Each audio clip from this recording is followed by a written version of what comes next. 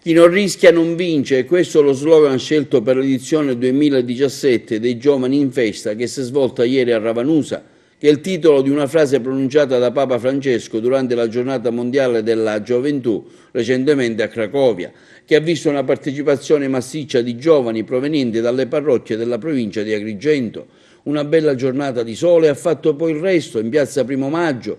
Sul palco si sono esibiti tanti gruppi di giovani con canti, balli, anche il cardinale lo ha fatto, indossando la maglietta arancione portata dai giovani quale riconoscimento della partecipazione alla festa. Don Franco, ecco oggi qui a Ravanusa, che significato assume questo Primo Maggio oggi? Credo che il primo annuncio è questo è Agrigento, perché quando parliamo di Agrigento lo facciamo sempre con tristezza. I giovani agrigentini sanno sorridere, sanno far festa e credo che questo è il messaggio più bello. Poi vedere dei giovani che ci credono in qualcosa che vale di più, questa è anche una sfida che dobbiamo accettare noi adulti e credo che oggi anche chi ha i capelli bianchi può sentirsi un po' più giovane, ma non solo oggi. Ad accompagnarlo anche il sindaco di Ravanusa, Carmelo D'Angelo, che ha provveduto all'accoglienza con tutte le strutture messe a disposizione. La giornata ha anche avuto un momento di preghiera con le adorazioni e le confessioni e i laboratori svoltesi all'interno delle chiese di Ravanusa. I temi scelti: il lavoro, la vocazione alla vita consacrata e a quella matrimoniale, la sofferenza, la morte, l'immigrazione, la legalità.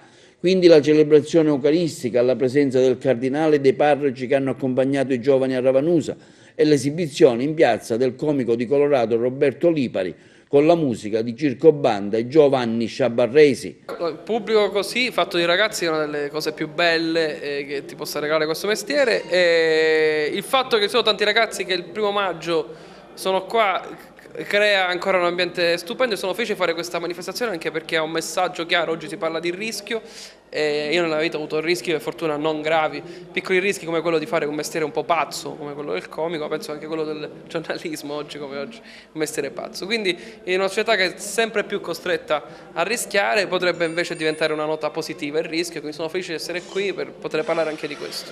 L'anno prossimo la festa della gioventù si svolgerà a Santo Stefano Quisquina. Bilancio della situazione, abbiamo anche il sindaco di Santo Stefano a simboleggiare appunto il passaggio di consegne, perché i Giovani in Festa un altro anno si farà a Santo Stefano Quisquina. Grande soddisfazione per la giornata odierna, per la grande partecipazione di pubblico, per il coinvolgimento che è riuscito a dare anche il cardinale Montenegro. Un rammarico perché quest'anno è finita e quindi lasciamo il testimone. Sono comunque contento che va a Santo Stefano di Quisquina, il mio amico sindaco è qui a prendere la croce e vivrà un anno di preparativi per il prossimo evento, per il prossimo primo maggio, sperando che la tradizione continui e che ci sia sempre il coinvolgimento di tutti i giovani della diocesi e che i giovani realmente mettano in pratica quello che è stato il motto di oggi: chi non rischia non vince. Quindi grazie al cardinale, grazie alla diocesi e grazie a tutti i giovani, e lasciamo il testimone al nostro sindaco di Santo Stefano. Sì, grazie a Carmelo D'Angelo per l'accoglienza, una giornata veramente meravigliosa. La montagna ci teneva tanto ad ospitare i Giovani in Festa. Io all'atto del mio insediamento ho chiesto all'Arcidiocesi di avere la candidatura di Santo Stefano Quisquina, il paese di Giordano Anzalone e di Santa Rosalia.